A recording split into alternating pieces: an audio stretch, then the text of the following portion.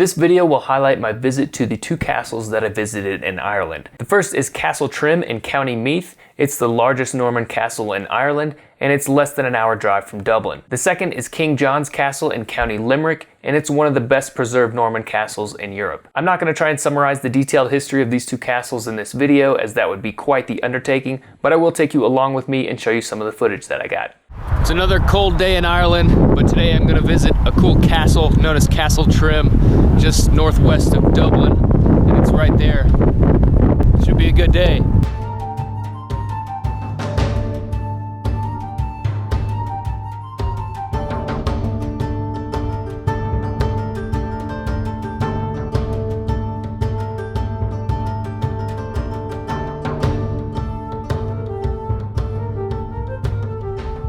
Really hope we can go inside the keep today. So the keep is that center building there. I know you can go within the walls for free, but I think the keep costs money. I just hope it's open.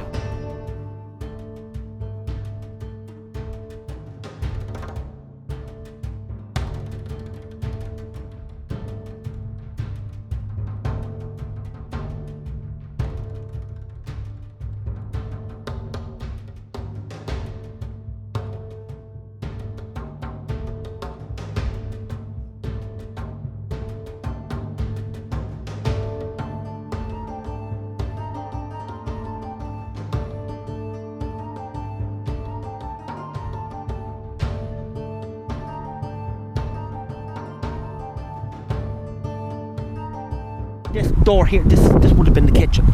So this is the only tower that fell due to bad foundations. Okay, naturally. That little one, that would have been a little cupboard. See the little A-frame? That's technically what you would call it. Well, same as I think would be the pantry. So that's like the stuff. So basically, you're coming in. You're not coming into the main one. It's actually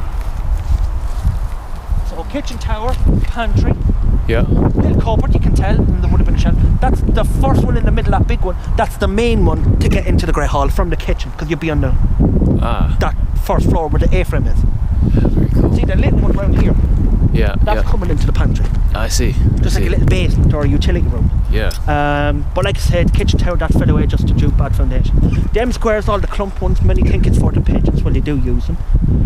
It's just basically like a vent. It's airflow. Well, there's only one way to leave this place.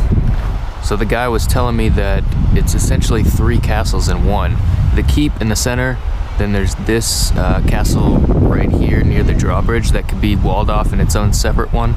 And then there was also this one here, and along that wall there would be archers. And that one could be walled off too and essentially be its own castle.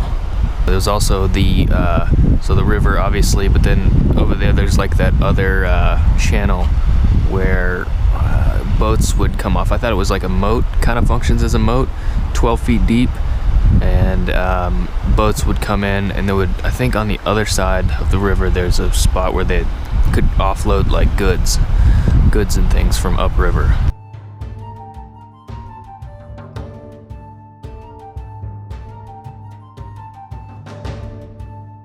Yellow steeple,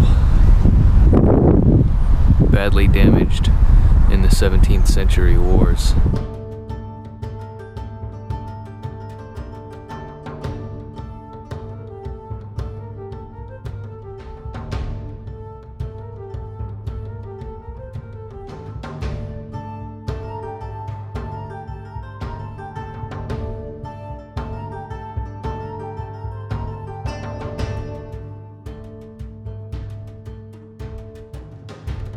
A headless crow right here. Alrighty.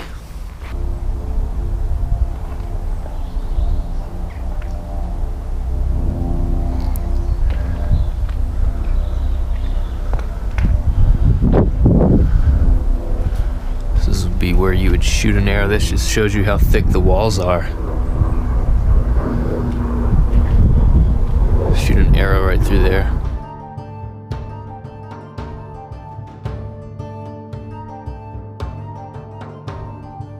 It's a beautiful place, although it was damaged, as you can see. It's a beautiful place. It's really cold right now, and birds' heads are falling off. Our pets' heads are falling off!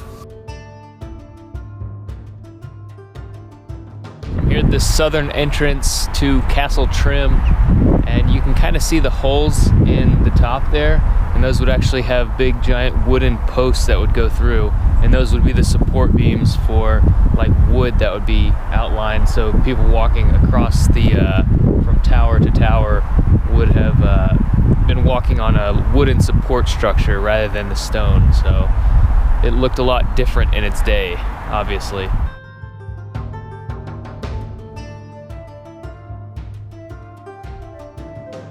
I mean, you can see this wall is like 30 or 40 feet, but when I was on the other side right here, it's only like 10 feet. So this castle was built like into a hill. So on the other side, you know, it's like way up there, almost to where that window is. You can see that they would just be at ground level, and they could easily shoot down on anybody trying to get in. So it's a really ingenious engineering and lots of planning that went into building this castle.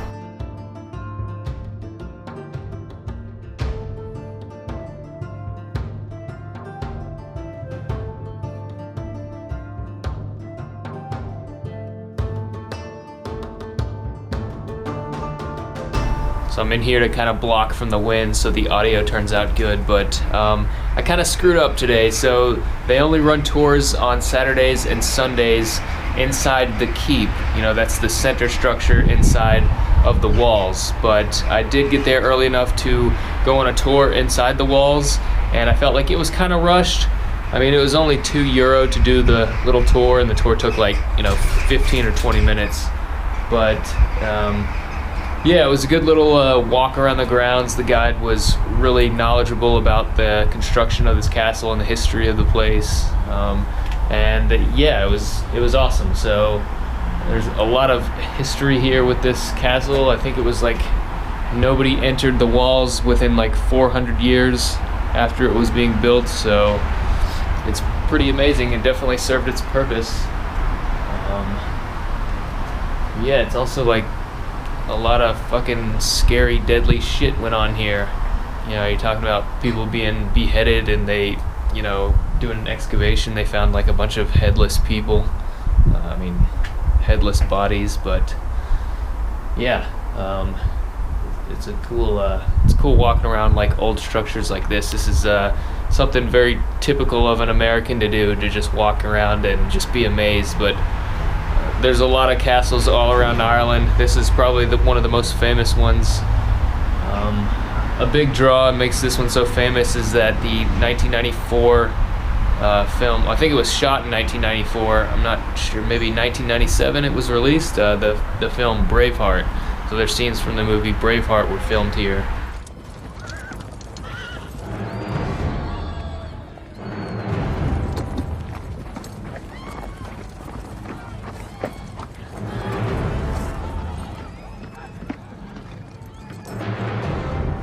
Yeah, an untold number of people entered through these gates behind me, so it's cool to be in a place like this. It's cool to walk around, and it's very, very humbling, I guess.